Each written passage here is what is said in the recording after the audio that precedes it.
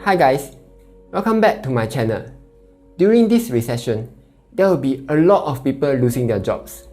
And in US alone, that number is around 30 million or 4.4% of the population are unemployed. And of course, Singapore is not spared either. Just last week, a report showed that around 100,000 of the people are unemployed in Singapore. I have friends who had pay cuts or even lost their jobs because of this recession.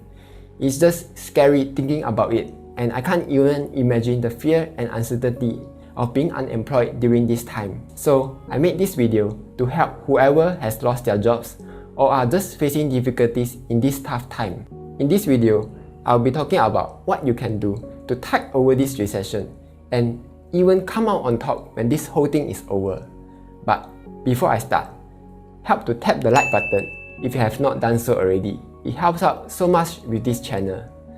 And without further ado, let's start. Number 1. Relief funds. If you are a Singaporean, you should have received your solidarity payments of $600 by now, and hopefully you haven't given it back to the government. But did you know that if you lost your job or even had a 30% pay cut, you can apply for additional relief funds? You can apply for the COVID-19 support grant, and once it is approved, you can get $800 for 3 months. But take note that to be eligible, you have to be either a Singaporean or a permanent resident. Link in description below. The other payout is the permanent resident version of the solidarity payments. If you are a PR and have either a Singaporean parent, spouse, or children, you can apply and receive a $300. I know it ain't much, but it's honest work. You have to be quick though. The closing date is on 10 May.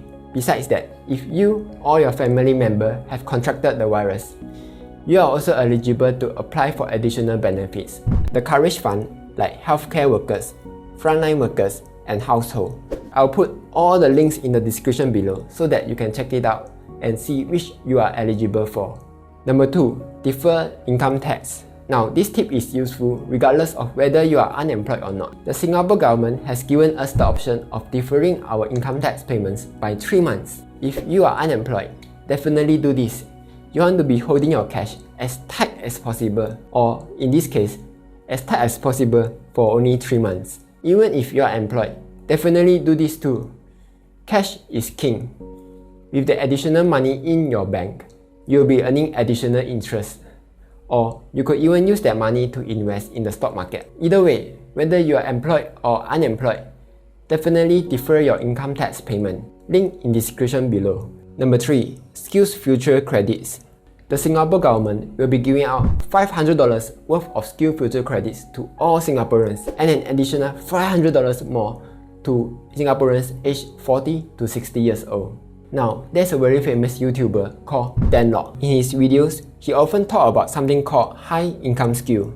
A high income skill is a skill that delivers value to the marketplace that you can charge a lot of money to deliver. High income skills enable you to work independently because the demand is sufficient to replace a job. Jobs such as copywriter, programming, investing, coaching are just some of the examples of high income skill. On the other hand, what are not high income skills? For example, food delivery, cashier, waiter. I might get some hate comments because of this, but just think about it. If you are a delivery person, how long more do you think you can continue doing your job? To your 40s?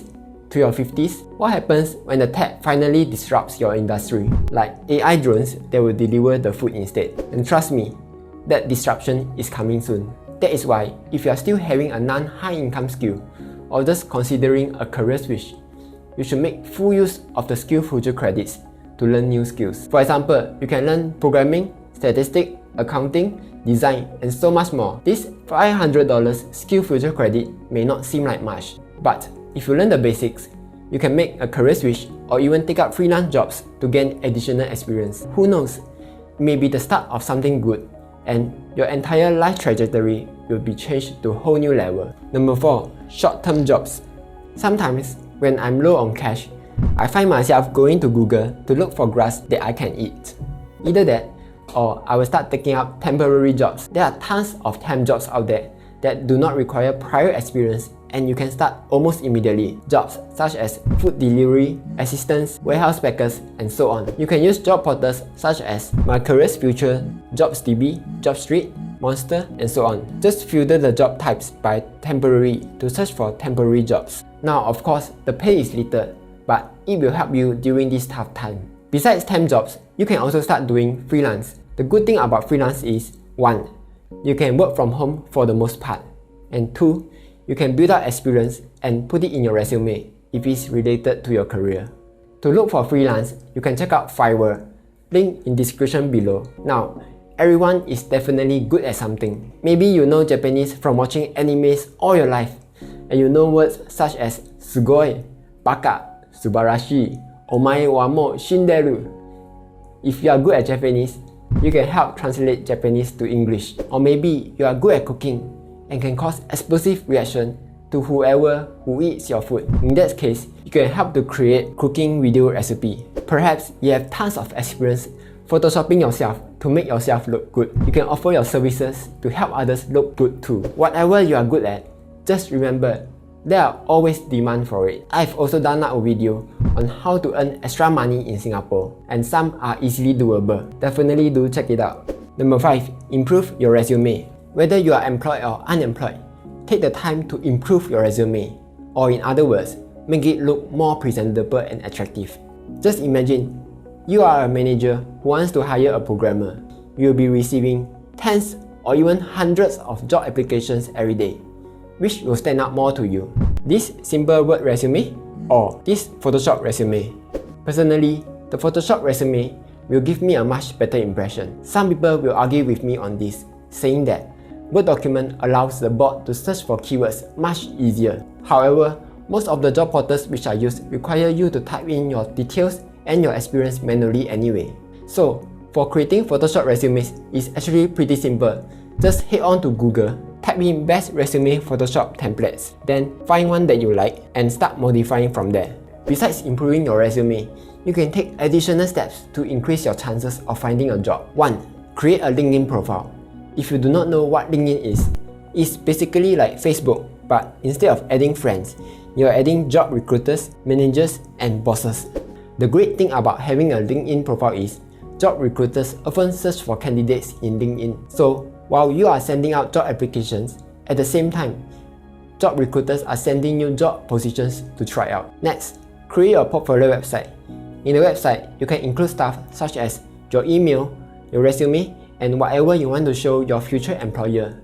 For example, my portfolio website looks like this. Now, it doesn't seem like much, but if compared to other candidates who doesn't have a portfolio website, my application will stand out so much more. If you want to create your own portfolio website, you can use Wix.com. It is totally free. Or even more impressive, if you know HTML or use HTML to hack NASA before, you can even write up your own portfolio website. Don't reinvent the wheel. Start from an existing template. There are tons of ready-made templates out there. Just grab one from online and modify from there. If you have done all this, improve your resume, create a LinkedIn profile, and create a portfolio website, I will guarantee you that you will land some job interviews soon. Number 6. Cut down on expense. If you are unemployed, it's time to cut down on your financial fads. Identify your needs from your wants. Food is usually one of the biggest expenses, so you can start from there. Rather than ordering food delivery every other day or dabao from restaurants, learn how to cook. If your friends can learn how to cook during this period and post on Facebook and Instagram every other day, you can do it too, minus the posting on social media part. Seriously, don't do it. There are tons of simple recipes online, like those one-pot meals, rice cooker meals, and so on. Just learn it and you can start saving money already. Next, we look into all your recurring expenses. Most of the time, you'll be able to save some money by optimizing and reviewing your recurring expenses. Like insurance, you might be overpaying for it. Cover only what you need to cover. Talk to your insurance agent, research online, and find out what you can cut and optimize to reduce your premium. Another big one is your phone bill. Maybe you are still paying $40 to $60 a month because you wanted a new iPhone years ago. Perhaps it is time to move to a SIM-only plan. If you refer to this article by Sydney, Gomo is only $20 a month and TPG is only $10 a month. Or maybe your Netflix subscription which you used to watch too hot to handle? Now, if you don't have income coming in, perhaps it is time to cut your Netflix account. Your time is better spent on learning new skills, job hunting, and doing temp jobs or freelance anyway. For entertainment, you could just watch my channel and then tap the like button to help support the channel. Just kidding, but seriously though, there are tons of great content on YouTube which you can watch for free. So just write down all your expenses and review them one by one. You will be surprised at how much money you can save by cutting out the extra fats. That's all for today. Comment down below, let me know if this video was able to help you out. Like, share and subscribe as I post every Monday. See ya!